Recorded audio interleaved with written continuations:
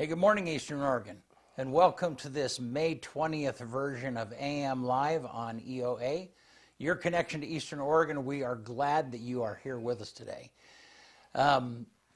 If you want to find our content, you can find any of that at EOA.network. That takes you to a link tree where you can find the locations of all of the different places where our content shows up. Here in a little bit, we are going to have the LeGrand former mayor, Steve Clements, is going to be with us, good friend of mine, and always enjoy the conversation that I have with Steve. And we're going to shoot the breeze for a bit. So, how are you, man? Good. Good? Good. Yeah, second Monday. Yeah. Second Monday after a long weekend. Yeah. Things all right? Good. Yeah, things are good. Yeah, I mean, I know you got a lot of sports, so let's just jump into it. Let's do it. All right.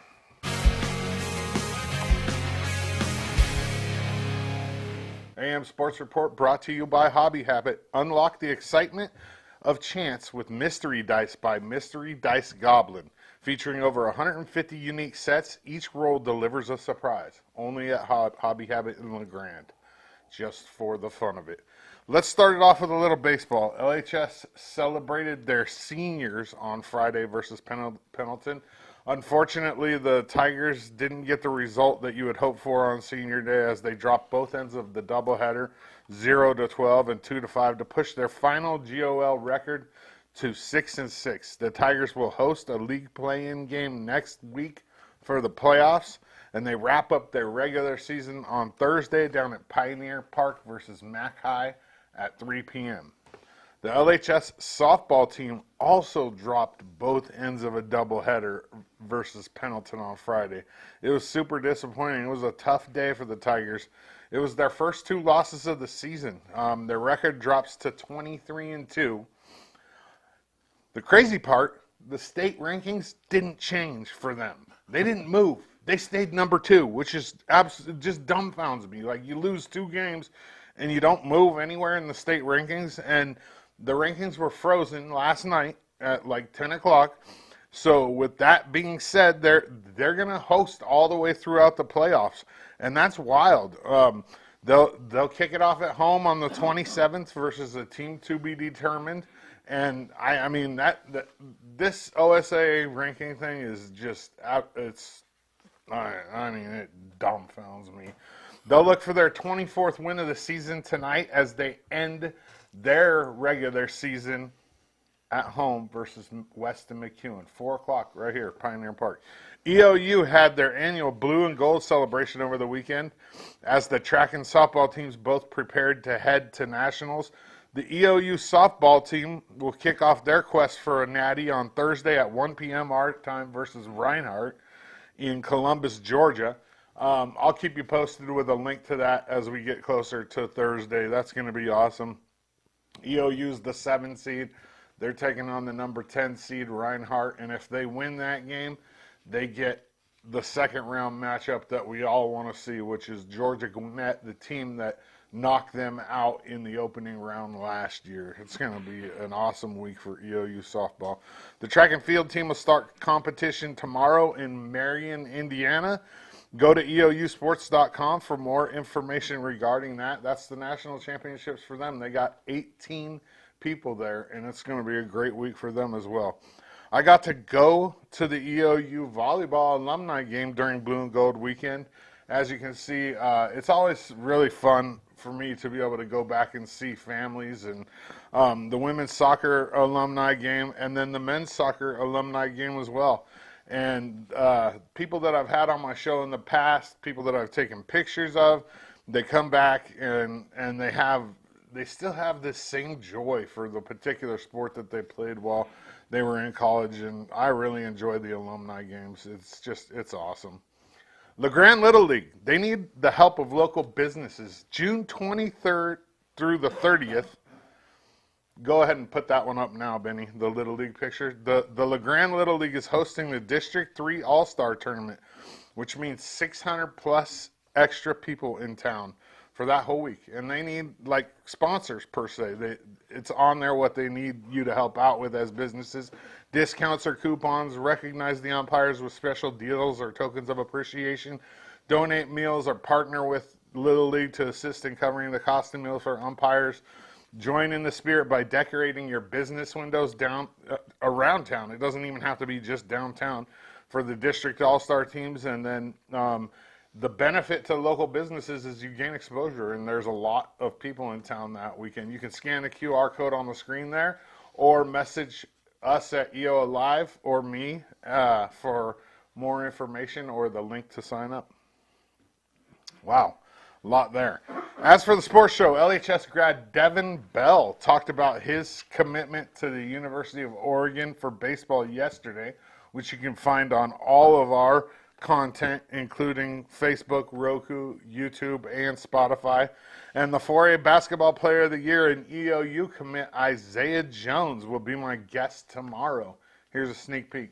What's the thing you're looking forward to the most about going to EOU? I would say just the level of competition. I mean, high school, of course, like we were competitive, but I think college is a whole nother level, and there's obviously better dudes, and so I think that'll just bring a better competition. I sent a text to Kemp, and I just said, I am so glad that Isaiah realized that this is the level that he needs to be at.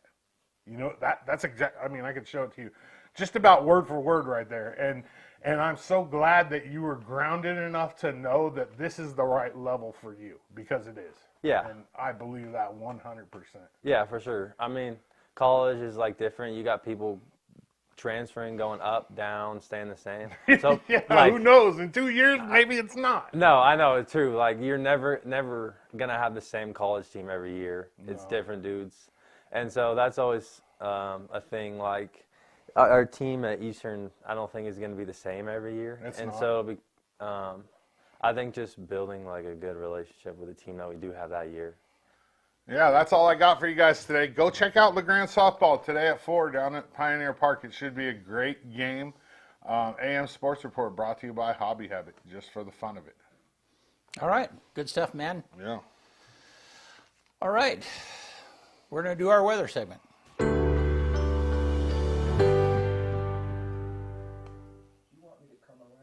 So CHD is our weather sponsor for several of these shows. We appreciate them being a part of this, and this is all of CHD developmental disabilities and helping recognize the needs of vulnerable adults. Okay, let's take a look outside, see how it looks. Give us that outside. Yep. It's pretty. Is it supposed to rain this morning or today or not? I haven't looked yet. It kind of looks a little misty. It looks like the wind is blowing a little bit. Give us that weather graphic, Bennett. So 71 today, sunny. That'd be awesome. I don't know if I trust this weather graphic anymore after what it said was supposed to be this weekend. And it was kind of bombed. Oh, man. It said it was going to be sunny and nice, and it was just crud. Yeah. So 80 tomorrow. Yeah. I mean, it's supposed to be pretty consistently nice, it looks like, all through the week. All righty. Looks like it'll be a nice day. Hopefully the rain will hold off. And so just take a quick look at this video from CHD.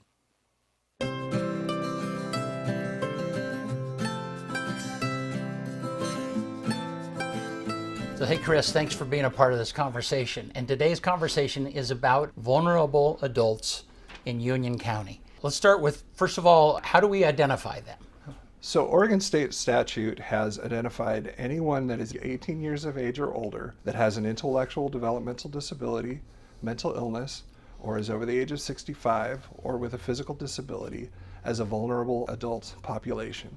One of the points of this conversation is to help people watch out for each other and to be aware if somebody might be being mistreated in some manner. How do we identify that, and what do we do about it? Anytime that you see or hear of something that makes you uncomfortable about a population that Center for Human Development works with, intellectual developmental disabilities, mental illness, it's always the right thing to do to place that call. Trained screeners like myself know how to start, know what to look for, and what to go with. So if your gut's telling you that something's not quite right, make that call. What if I'm afraid of embarrassing somebody, or I don't want to sound the alarm if there's not really a concern? What do you say to people who might be in that situation? I always say if you're not sure if you should make that call, then you definitely need to make the call. It's always better to be safe than sorry. It could be someone's health and safety at risk.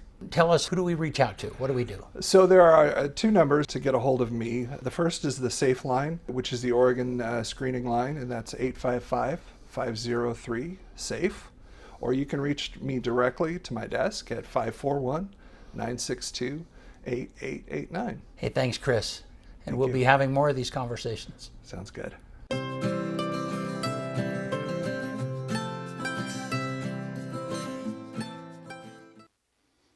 All right.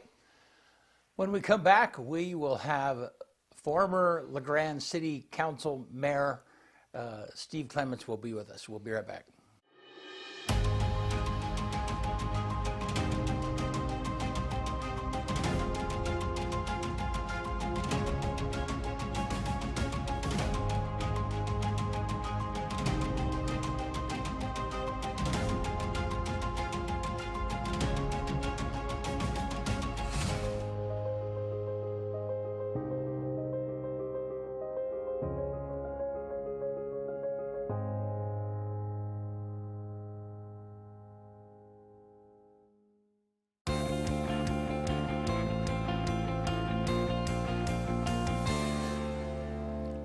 All right, we're back. My Morning. friend Steve Clements. How are you, man? I'm good. How are you? I'm good. You were just talking about the weather. Yeah. We had Ladmarsh Bird Festival on Yeah. this weekend. I had my wife and I have a station that we hang out at for 6 hours, from 6 in the morning to 12 noon. It was okay until about 8. And then it just... And then it opened up, and it rained for 4 hours. We had a surprising number of people who came through, Yeah. and I'm really glad that I brought a canopy Right. and some chairs to sit down underneath the canopy. It was one of the wettest days I can remember in 20 years of the festival. Wow. So That always makes it challenging. it does, but you know, if you're fortunately, I was dressed right. Yeah. You know, I had good rubber boots on, and I had several layers of clothes and a raincoat, and the outside got wet, but the inside was warm. Yeah. Several years ago, when we would travel with LeGrand High School and do their out-of-town games, they had a playoff game in Coos Bay. That's not the school. What is it anyhow? North Bend? North Bend. Yeah. Yeah. And so we went and it was just Tanya and I, and we hired a play-by-play guy from that area, and we set up in a 10 by 10 canopy because it looked like it was going to rain, and Tanya ran the camera, and I was doing the controls, and in the middle of the game, I could see something in front of the camera, and it just looked funny. I didn't know what it was, and I looked over, and the rain is pouring off of the canopy in a stream in front of the camera. It was just, it was the most miserable. I mean, we got through it, but it was like crazy. It's no fun, but you know, it's so much for forecasts. Yeah. So hey, how you doing? I'm well. Just been hanging out. We had budget hearings last week, which Yeah. I'm part of. Interesting stuff, but you know, nothing earth-shattering. Other than that, you know, trying to get out on the bicycle every once in a while and planning some stuff for the summer. And Yeah. you know, it's Is it fun? Is it weird being? Because for those people that don't know, the city of LeGrand and every organization, the county does this. They put together, you know, all of the departments put together a budget based upon, you know, hey, this is what we spent last year, and these are the goals that we have for next year, and these are the things, and they submit a budget that goes through a process, and then that budget, which is gathered together by mostly administration, Yes. and is evaluated yes. by the city council. It's doubled its size. It's the city council, and then they add to it. It's 7 councilors and seven budget commission members. But these are public people that Yes. chose to be a part of this budget committee. Yes, Yeah. yes. And after I stepped down from the council in 2022, I applied to be on the budget committee. Yeah. And so I'm on the committee now as a citizen. Right. Is that a different place? I mean, how do you think Yeah, about it is. how And I does, think some of that came up during this last budget session, Yeah. which was surprising to me. But it never really occurred. It was never really an overt discussion. That there is, I think, a distinction between the council members of the budget committee and the non-council members of the budget committee. Councilors are elected by the people of LeGrand to make policy, right. and part of the budget is policy. And I look at the role of the citizen member of the budget committee as not to be, to review the budget, to have a conversation about where money is being spent, but not to set policy, because I wasn't elected to do that. Right. I was appointed by the council to fill an oversight and a review position, and it is kind of weird, Yeah. because all the time I've spent on council, I did policy, and I kind of want to automatically jump into that. By but policy meaning this is the direction I think the city should go. right, Right, and we Right. should be hiring 5 This. more people Right, to do right. these things in the Right, city, and right. if a council member of the budget commission brought that up, I think the proper role of a citizen member of the commission is to say, all right, where in the budget, how do we fund this? Yeah. Where does the money come from if we have a fixed amount of resources, and now you're saying you want 5 more people? Right. How do you do that? Right. And does that shuffling make sense? So Yeah, and when I was running for commissioner, I looked pretty carefully into how the county did this too. And, and it's very similar. I think the thing that is always, the thing that is difficult for the citizen, I think, is to have input into how money is being spent before it's budgeted. Because, because the nature of the budgets and the nature of this process is it is so complicated and huge. And the binders that you are looking at are that thick. yes, And every section, and the county is very much the same way. right. And so the most logical way to do it is, how did we do it last year, and how do we want to do it different than what we did last year? Yeah. That's Yeah. that's the logical You have way. a starting point with the Right. previous year. And Brent, you're right. It's not an easy it's not an easy process to understand. Right. And it's not an easy process to plug in as a citizen and to comment, because starting in January, typically, at least in the city, this has been the trend. Starting in January of, which is about halfway through the budget cycle for a Right. fiscal year, the city councilors meet and they talk about their goals and their priorities for the year. City staff, including the city manager, takes that information, and then they start to work up their own individual budgets. Right. There really is no place in that process for citizens to plug in, except at council meetings in general, when there's always public comment sections and people can come and talk about what they think. But really the role for public input is during the budget hearings itself. Right. And we have gone years where we ask for public input or public comment, and there's no one there. Right. But And that doesn't surprise me, because it Right. is complicated. Right, but from knowing what I know now, and I totally understand the why all of this happens, but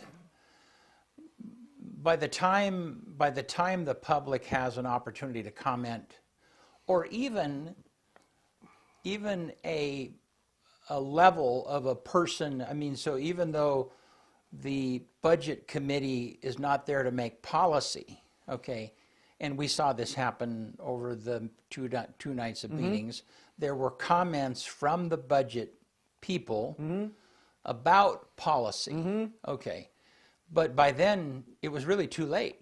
Yeah. Right, and so then how much less important or how much less influence would somebody standing at the podium have? You know, you say that, and you're right. How much less? It really depends on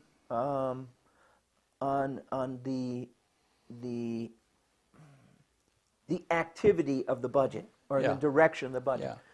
I don't know if you remember. I do. But I know what years you're talking back, about. yeah, Yeah. where there was talk about closing the pool, Right. and that happened on the Monday night, or And it wasn't really even talk. It was what would happen if. Right. Yeah. Right. Yeah. And what would we save? And okay, and how long? Would you still have to maintain the pool and all of those things? And what happened the next Man, night? there were like There were 20 people. 20 people in there supporting the pool. Right. And so, and I think if you were to say, "Gee, we're going to cut we have to cut police officers and fire, because we need $500,000, and that's the easiest place to get it." I'm just saying that. I'm not saying that. Right. I would imagine there would be a number of people who Yeah. came up the next night and said, "Hey, wait a minute. Yeah. We don't agree with that." And then the conversation would be, all right, if we need to cut $500,000, first off, that should have been done, recognized and done much earlier. Right. And a good budget officer like Robert Strope or whoever the city manager is at the time would have said, okay, here are some alternatives. Right. Here are ways to cut the $500,000 without eliminating police or fire. Right. Right. That means you might have to take out a position or two at the library. You may have to reduce pool hours. You might have to cut back on seasonal park employees. But they would give you alternatives to supporting that $500,000 gun without going to police and fire. Right. Because I would recognize, I think rightfully so, that the council would prioritize those positions over Yeah. other city services. So anyway, No, and I guess, and one thing I think that is amusing a little bit is that, so it came down to it, and the city council was looking for $500,000, something like that. Yeah, This 400, I think. budget committee, okay, yeah. 400,000, I think. Right. And I mean, that was resolved essentially by saying we're going to put $400,000 less into our savings account for future expenditures. Yeah, Right. Yeah. So, and that is a little bit like what that reminds me of is somebody who has, I don't know, a couple of $1 million in bonds and savings that they're living on in their retirement, but they're trying to make themselves live on what they're getting for Social Security. And then if an extra expense comes up, it's like, oh, well, I'm broke. I'm trying to live on my Social Security. It's like, well, yeah, but you do have a couple of $1 million that you could draw from, and Right. It is, yeah. you kind of get where I'm going there. Yeah, I do. I mean, and I think one of the things that we've failed to do, not just at a city level, but I think at other governmental levels, we failed to reserve enough monies for the capital maintenance and the asset maintenance that we Right. have. And so, buildings, the HVAC systems on buildings go out, and the roof needs to be repaired, and it needs to be painted to make it look good. And if you don't save for those things, Right. and you prepare for them, then boy, oh boy, how do you do it? Right. Right? Right, and I don't disagree with that, but sometimes the savings become so routine that it's almost hidden, and it's not that anybody's hiding it on purpose. And it's just and so then something comes up, it's like, well, where are we going to get another $200,000 for an officer that we need, or whatever the case might, or, I mean, then. I think yeah. in this case, what happened, and the council made policy. They said if the ending fund balance is greater than the amount we anticipated, so if they said 23 or 25, 26, 24, 25, which was last fiscal year, that we would have $2 million in ending fund balance that hadn't got spent, but we ended up with $3 million. Okay. They would take that $1 million and divvy it up, and they would give. And the policy I think the council made, and I don't remember it verbatim, was some of it would go to streets and roads, out of general fund. Some would go to streets and roads. Some would go to capital improvement, and some would go back into general fund. Yeah. Right. And so what they did instead this year, and I think we've done this in the past, instead of taking all of that money, they took $400,000 and said, okay, we're going to still fund roads, right? We're still going to give money to the roads, but we're not going to put as much into the capital improvement fund, Right. or the capital maintenance fund. And it's like, okay, well, that means there's less there for the future. So, Right, but I don't. Yeah, I wish that would have. I don't think that. I mean, there was a lot of anxiety in that room in order to make that happen. yeah, And I, in my opinion, it should have happened a little bit more automatically. yep. Well, it should have, and I think that because that policy or that resolution was in place, that's the way the budget was prepared. Right. With that understanding, and I think we heard Robert say this, Robert Strope say this, that if that's no longer the council's desire, Right. they should repeal that resolution and make a new one or make a new policy so that money stays. So Right, and I think that, and Robert made it, Robert is very good at the budgeting books. You call him, what do you call the manager, the budget manager? it's a budget officer. Yeah, and he is very good at that. Yep. And so, and what he repeatedly said was, I will prepare the budget the way the city council tells me to prepare it. Yep. Okay. And I totally believe that. Yep. The problem is that it's hard for the city council to really have all of that knowledge to direct the budget to be prepared in a particular manner. And I see that on the looks of the faces of the council members. They're like, wait a minute, we're not going to, or wait a minute, we don't, Yeah. Yeah. So, and that happens in systems everywhere. Right. Because somebody's brand new, there's so much information for them to gather.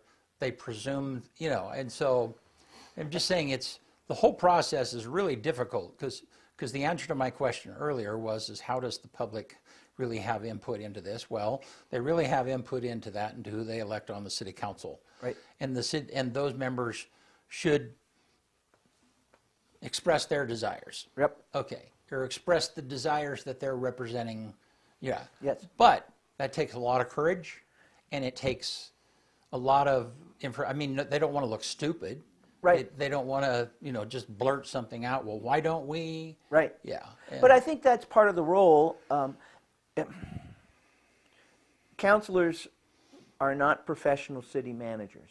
Right. Or they're not. They don't have the. Very few of them have a real full grasp of what's going on in the city. I never had it, and I was on council for a long time. And what I had was what I had garnered from council meetings and conversations with department directors, and so I had a better understanding of what's going on out there. But I don't know how to run a public works department. Right. I don't know how to run a police department. I was always very thankful that we had professionals who did that. Right. And so I could breathe easy Yeah. that and respect what they presented to us as a budget and said, this is what I need, this is what Yeah. I'm asking for within the confines of what we set as goals and priorities as a council. Yeah. It's even tougher for a person to walk off the street and have good questions or knowledgeable questions about the budget. Yeah. Because it is complicated, because it's but I think the process that we have is as transparent as it can possibly be. You want to see the budget, you can have a copy. Right. You want to be involved with the conversation, you can be on the commission. Yeah. You want to have public input, talk to a counselor, Yeah. and they will represent you to the best of their ability. Yeah. So I think it's the big moves that sometimes, and I mean, I'm thinking back to like, and I don't know this, how did the swimming pool get built and created? How did the library get, I mean, both of those are fairly new facilities. yes, yeah. Okay, but some council member or some body said, hey, this is a necessary thing and we got to figure out how to, Right. I mean, those are big moves that Yeah. had to happen some Yeah. way. Yeah. The library, we benefited from a $1 million request from, I think, Tom and Maxine Cook. Left in their estate $1 million towards a new library, specifically. Yeah. We took that and leveraged what we had. If I remember correctly, the library was built without any bond measure or increase in taxes. Yeah. We had money in a capital reserve fund, which had accumulated over a number of years. We had $1 million of extra money that was given to the city. And we also had developed a relationship between, at that time, with the Oregon Dental Insurance, ODS, who built The pavilion. the pavilion. with Yeah, the- yeah. And so they helped to buy the land from Safeway. They donated a portion, I think, to the city to build the library. We had the money in reserve, and we had a donation, and a bequest, and it happened. It was Right. miraculous. I mean, it was, aside from having a flat roof, which we told the architects, no, it's not going to work. That's what we ended up with. The fire station was almost along the same lines. Yeah. We got, and the pool, we did some legwork ahead of time, and we surveyed the people in the city, and we found out what they wanted and what they supported within a pool, and then we put a bond measure out. I think that was the last bond measure the city actually passed, and it was a 20-year bond measure for the pool, and people supported it, and they passed it, and it's been more than 20 years, so it's all paid off. No, but those are big, and you take like the library, I mean, the expense of the building is just the very beginning. Yeah, I mean, you're expanding that entire department for the next, yeah.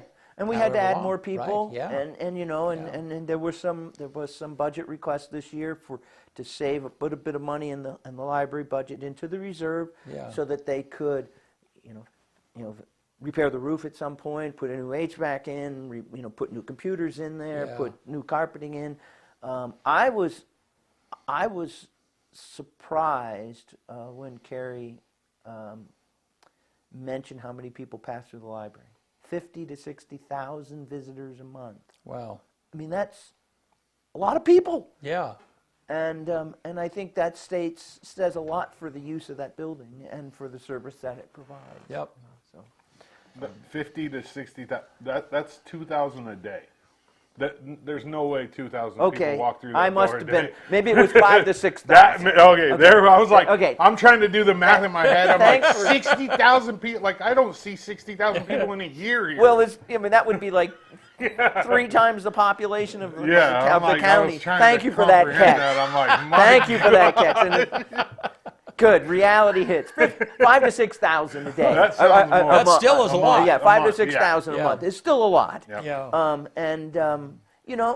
It serves, and that's everybody in the county. Yeah. Whoever wants to come in and use that building. will Right. get it. So And everybody in the county, but it's it's funded by the citizens of LeGrand. Right. Yeah. Yeah, but you have to pay if you live outside Yeah, of the there city is- limits. yeah. If you live within the city limits, you have to have a piece of ID, Right. mail saying you live within the LeGrand city limits, and then there's a charge if you live in the county outside of the city limits. Right. So and that helps, but Yeah. it is the bulk of the money comes from Yeah. citizens in the city. So Well, let's transition a little bit. Yeah. Otherwise How are you doing? What are you doing? What am I doing? I was pretty active in the Ladmarsh Bird Festival. I'm a member of the board member of the Friends of Ladmarsh, and so we start our planning for that in January of the year. Now, what is Friends of Ladmarsh? What do they do? It's a small nonprofit that advocates for use and management of Ladmarsh. Most of the members who are on it are non-hunters. It would be great if there was a hunter out there who wanted to serve on the board. We would really appreciate having that perspective because, much of the use on the marsh is for hunting, for pheasant and duck and other things. So,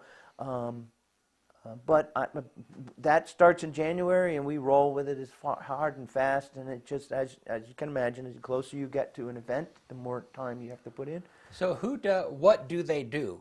What does let's back. Who manages Ladmarsh? Ladmarsh. What management is involved in that? Right. Yeah. There's about 6,100 acres out on Ladmarsh. Oregon Department of Fish and Wildlife is the management agency. They have areas that they plant to corn and other things like that. They have areas that they cut hay on, and then that hay is some rancher or farmer does the cutting. They have the city of LeGrand actually owns or is partnered with the marsh because ultimately all the treated sewage goes out there. Right. So instead of going years ago it used to go into the Grand Ron River. Now it goes out to the marsh and it makes its way through ponds and ditches and ultimately gets to the river and it's clean. Yeah. So then Friends of Ladmarsh have been around for, a lot longer than I've been on the board, but they serve as an advocate. We run every Saturday, the first Saturday every month, we have a bird walk. People want to come out, we take people out to the marsh or other places in the valley to bird watch. We do education stuff with kids.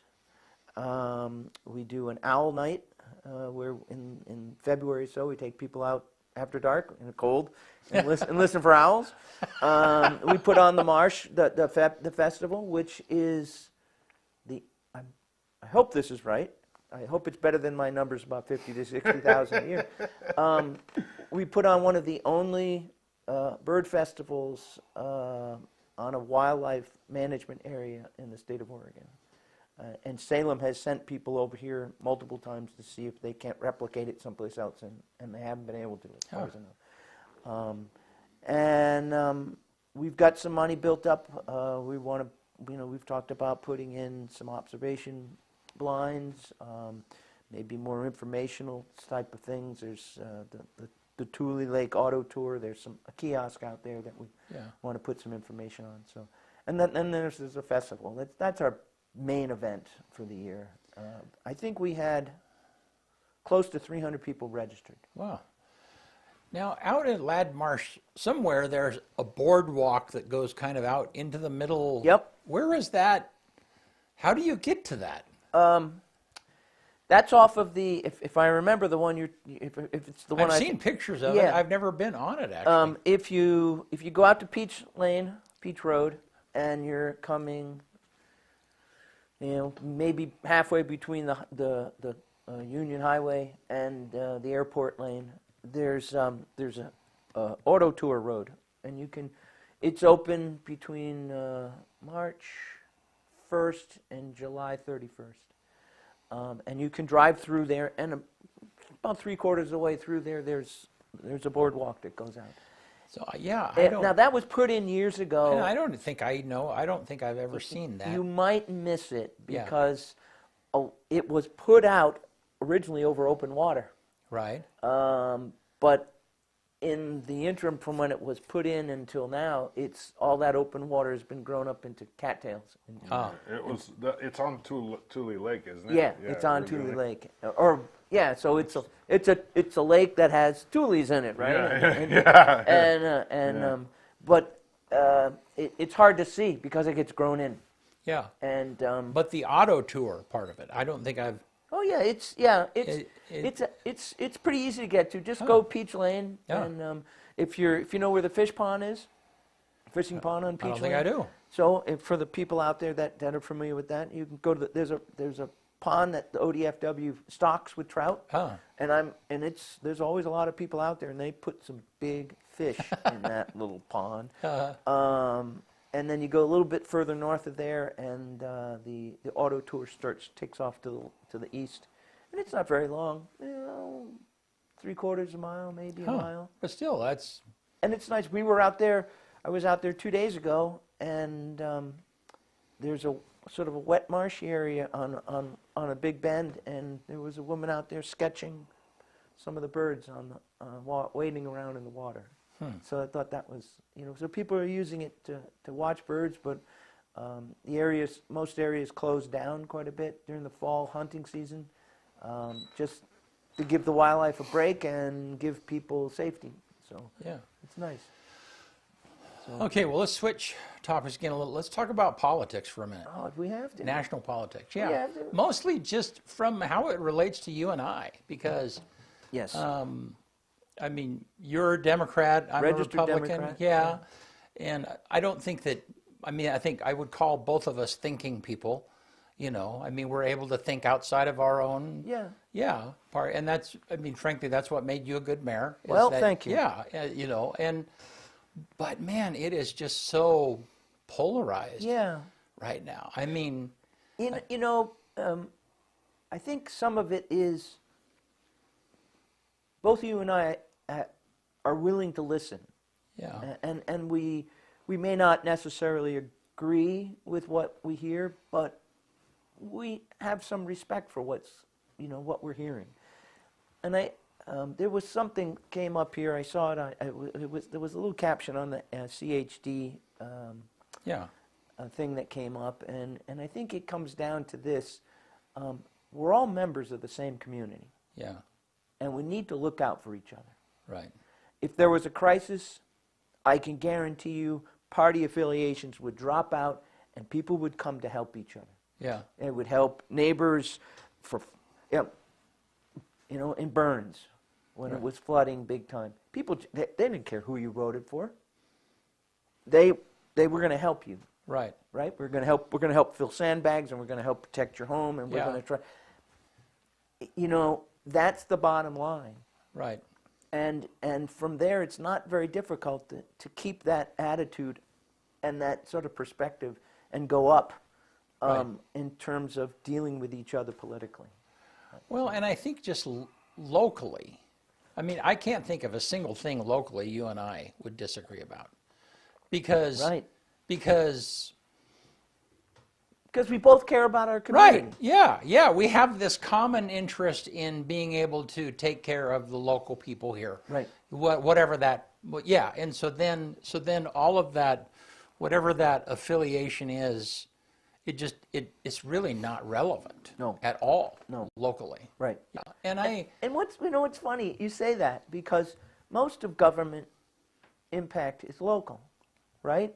And yet where we seem to get all bent out of shape sometimes are with issues that are really have nothing to do with us. Yeah. We have no control over. we have no control. I mean, they're so high up here that there's other than writing to my representative and hoping that they'll listen to me what I'm saying and take that forward. Yeah.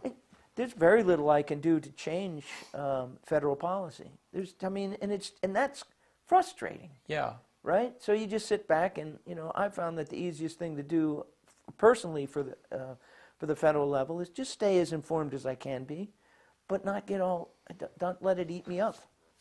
Well, and I think that I mean, nobody is ever happy with their candidate. I'm not happy with Trump. I'm not happy with the person that he is, and I'm as appalled as anybody is. Well, From time to time, you know. Right. Right. And so, but had it been, you know, had we talked about this 4 years ago, you'd have been able to say, yeah, I'm not sure Biden.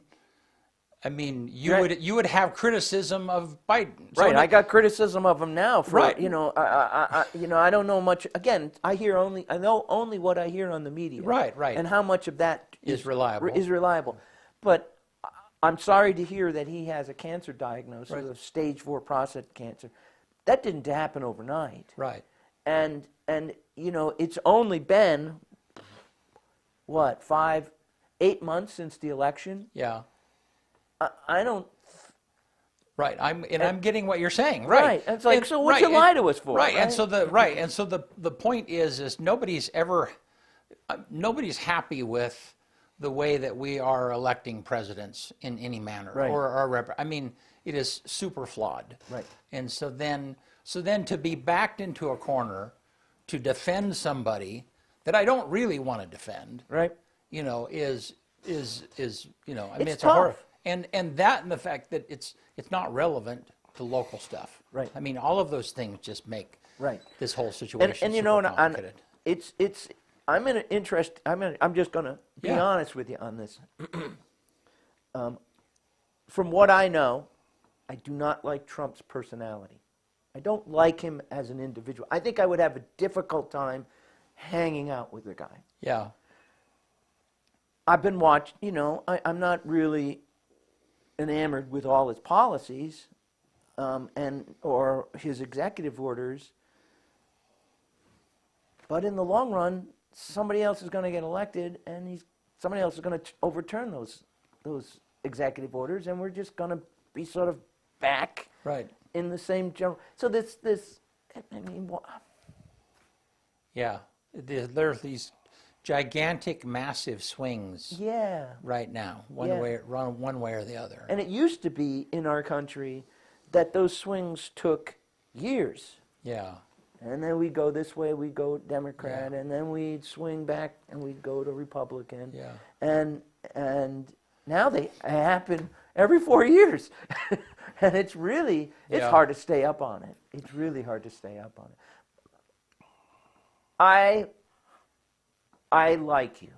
I think you're a great guy. I don't care who you vote for. And Right. I think I think there's more of that out there than we give our community credit for. Yeah. That people that have different political views or difficult voting strategies can get along just fine. Yeah. I got a friend of mine, high school friend, and we still stay in touch, you know, on and off. And he's way more Republican than you, Brent. and yet, you know, I just listen to him, and I don't speak bad, and we have a reasonable conversation. And every once in a while, he gets off on it, and I'm like, I'm not gonna instigate it. I'm not gonna light him up. I find the middle road, and that's the way I go, and we get along just fine. It's funny because I have, you know, my own kids. I have 3 kids, and they're divided, you know. Oh, interesting. Yeah, it is. It is. And so then the conversations, I mean, when we do have family gatherings, we don't talk about politics at all because... Smart move. Yeah, yeah. And so, but privately we will have these conversations, you know, and Right. I mean, recently I hung out with Brady, spent a couple of days with him. And, you know, I mean, he's in his early 30s, spends a lot of time on Reddit. He's, you know, I mean, he is, and I tell him this, is like, dude, you are no different than somebody who is 65 and spends all day in front of Fox News. You know that, right? I mean, you're drinking from one fountain. Yeah. You know, and Right. and I get and that, I mean, and I guess that's what I preach is that you've got to. I mean, I go home and still watch national news, and I yell at the screen from time to time because I see the bent, you Yes. know, but at the same time, I am hungry to be informed. Right. Yep. Yeah. And as best as you can, given Right. given the media source that you choose to use. Right. My experience, I'm going to cycle us back around to being, a former mayor and Yeah. being a former counselor. Every situation is so much more complicated than the media can even portray. Yeah. And what they do is they pick and choose, Right. and they try to give you a comprehensive story, but it's impossible. Yeah. And so, you got to take it with a grain of salt, regardless of your media source, and say, all right, I'm going to be a brave skeptic on everything that I read, until I know as much as I can, and even then, understand that you can never know everything. We're talking about the professionals that the city hires to run these program areas and to run and deliver our services. There's no way I chose a different profession, and I can't understand all of those things. So if I trust what you're doing, then I will get the best for the city. Right. And I think, and at some point, all we can do is trust the media source that we have and verify for ourselves if we don't.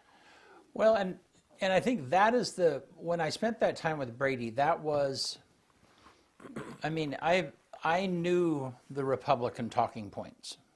And I know the Republican talking points are created by the Republican Party. They're bent. That's just as the Democratic And ones. that's exactly what I was trying to portray to Brady is like, you know that, I mean, if you just, I can't take whatever is being fed to me as literal because it's not credible. Right. And, I mean, it's kind of like, certainly there have been an increase in airplane incidents recently. Okay, and there was that airplane accident that happened in D.C. and the people that were killed, and first accident in, I don't know, 13 years or 20 years or whatever it might be, But because of that incident, now the news picks up every little airplane infraction or incident or whatever the case, and there are problems out there, whatever the case might be.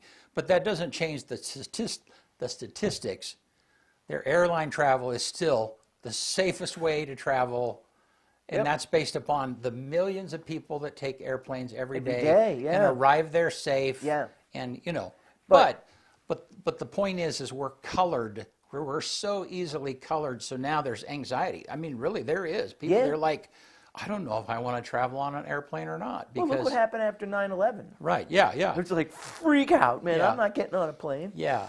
And so it's just, I mean, that is how we are so easily influenced in some manner or another. Yep. We like color, we like snap, we like pizzazz, and media knows that. Yeah. I mean, one of the things I like about what you guys are doing is that you're reporting on the local stuff that matters to folks. Yeah. And doing the sports is, where are you going to get that now? Yeah. Right?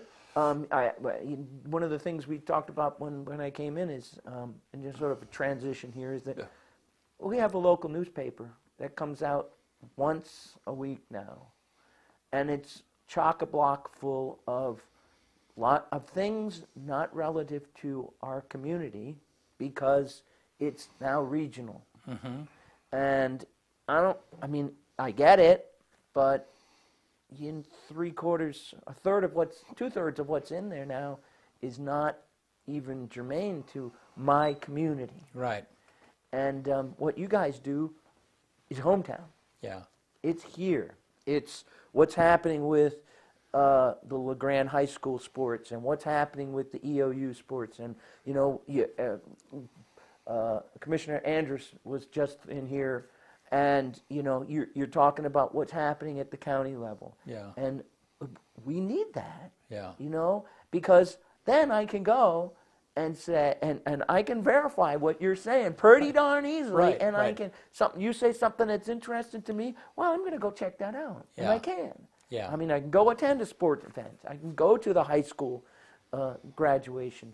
I can go to a bird festival locally. I mean, we need solid local news, Yeah. because then people can verify it. Because above that, it's sensationalized. Yeah. It's colored. Right. Yeah. Yeah. Well, and we like longer conversations. I mean, I know that everybody wants to get the information quickly and short, but that is when information is condensed, it's really hard to not be colored in some manner or another. Exactly. Or you miss something, or Yes. whatever the case might be. And Yes. I mean, we like the longer conversations because somebody comes in here and they're speaking for themselves. They're not edited. We're not sound biting them. We don't have gotcha questions. There's been no prep for this morning. Right, yeah. You know, but it's super organic, Yep. and it's truthful, and Yeah. it's original, you Yeah. know, and all of that's why we like doing that. And when I blow out of proportion numbers, You have a fact I checker. get corrected instantly. I mean, that set off an alarm. I'm glad you did, man, because that was because in the back of my head I was going, that sounds a little high. That sounds a little high. But Did I see 2,000 people walk through that door yesterday? I don't think no, I don't think so. I don't think so. Yeah, I don't think we'd have enough parking. No. No, I don't think we have enough parking. No, I don't think so. Let's not Yeah. talk about parking. Yeah. Well, Steve, thanks. You're welcome, man. Yeah, it's always a pleasure, and I value your friendship. And Same here. Yeah, and you know, I mean, I know that hopefully we'll just keep solving problems, or at least talking about problems and pushing people in the right direction. Well, and, I think you and I had a conversation about this. And I don't know how much time you've got. I don't, and cut me off if you need to. You and I had a conversation about, not too long ago about forming a group of people. And there were some women in town who formed a group like this, and it was the lunch backpack thing, you know, and they solved an issue, and they raised money of their own, and pretty soon kids were going home with backpacks full of food because they didn't have anything otherwise. Yeah. And I think that was a glorious thing. There are issues in our community that could use independent thinking minds. And people willing to have a conversation across a political chasm that could bring time and resources together to solve them that maybe the government doesn't have the ability to do. Thought came to my mind just now as I was saying this. Kevin Loveland. Right, Loveland Safe Ride. Yeah. The dude did a big thing. And now it's grown so big that he needs more resources than he can provide on his own. So, it's a shout out. Yeah. If you think this is a good thing, Kevin could use some support. Yeah.